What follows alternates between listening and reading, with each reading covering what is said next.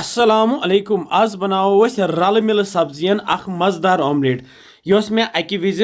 neighbour खियोमुत तो ओसुस वारिया मज तो मे सोच बत कर आज ये ट्राई तो पक्यो करो जल्दी जल्दी शुरू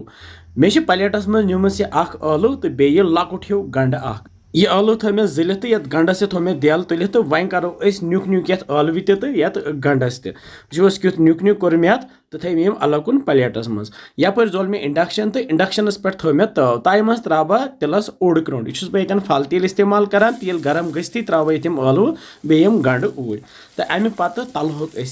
तो यम तलहोक तुत काल यम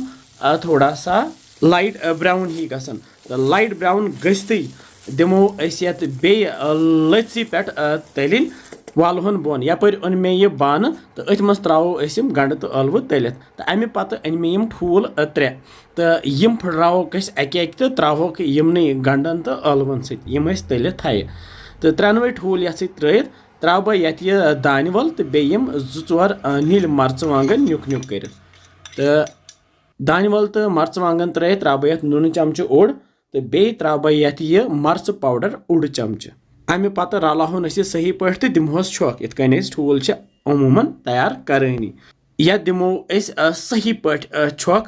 तो यपर थो मे बे इंडक्शनस पे सोई तव तो त्रोहस बे तिलस ओड क्रोंड यो फल तेल तो तेल गरम गि त्रो नेसब यह ठूलहन तो नेसब थो बचित तो अमे पत मे शिमला मिर्च अख लकट ये मे गोल रिंग बनाम यम त्रा मे अत पे सजो मे अमे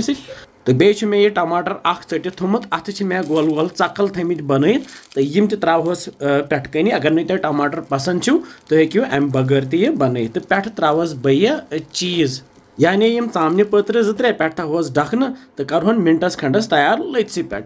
मिनट खंड गि तुल बह डखन थोद तो त्रोस यह बाकी ठूलन यस बचित थमच तो यह त्रित सोरे थोस पे बे डखन तो करहन बेस मिनटस तैयार तो 1 मिनट गसित बे तो तुलो डखन थोद वन फिर दिन बह त्रा लकुट डखन पत्थर तो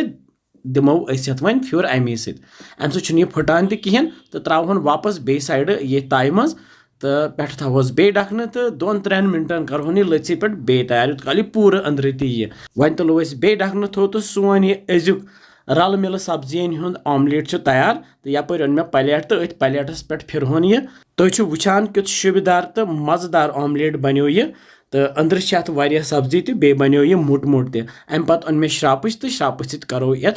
पीस तो अख पीस हाव बह तह अंदर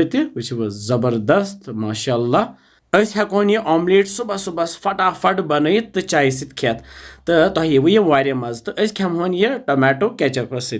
तो थोड़ा सा तुलो ये कांट सत बड़नावन यह टमाटो केचपस मज थोड़ा सा तो करो बिस्मिल्लाह तो वारिया मजेदार यह ऑमलेट बनियोमुत शुक्र रबस कुन कम न्यामत खेनावान सह तो वमेद तुह